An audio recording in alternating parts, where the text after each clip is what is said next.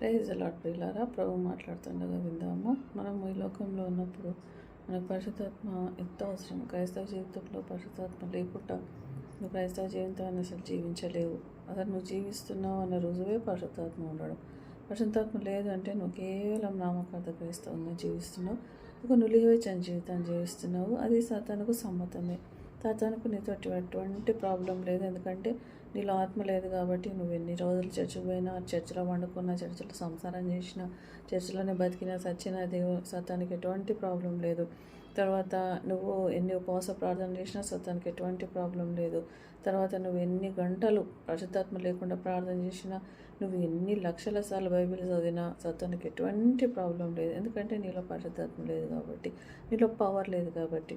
నువ్వు ఇప్పుడు చూడండి, మనం ఈ సెల్ ఫోన్ ఉంది, ఛార్జింగ్ లేని సెల్ ఫోను డెడ్డే కదా, మనం దాన్ని మాత్రం వాడుకోనికి రాదు అది. సో అలాగా మనం ఆత్మీయంగా డెడ్ పర్సన్స్ కాబట్టి ఆ డెడ్ పర్సన్స్ ఏం చేయగలరు? సాతాను కాళ్ళ కిందనే ఉంటారు. కాబట్టి సాతానుకు మనతో ఎటువంటి ప్రాబ్లం లేదు. పరిశుద్ధాత్మ ఉంటేనే కదా సాతానికి ప్రాబ్లం కదా. కాబట్టి ఎవరైతే పరిశుద్ధాత్మ లేని వారై ఉన్నారో వాళ్ళందరూ కూడా సాతానుకు చెందిన వాళ్ళు. ఎవరైతే పరిశుద్ధాత్మ కలిగి ఉంటారో వారు మాత్రమే క్రైస్తవులు.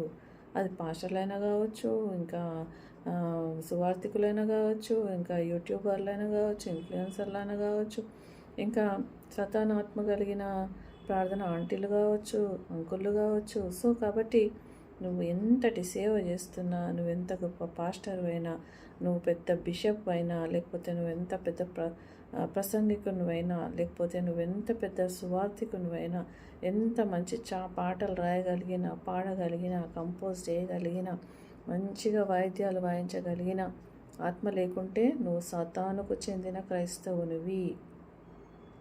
నీవు సాతానుకు చెందిన క్రైస్తవురాలివి. నీతోటి ఇంత కూడా దేవునికి సంబంధం లేదు. మీరెవరో నేను ఎరుగను అని ప్రభు మీ గురించి చెప్పనై ఉన్నాడు.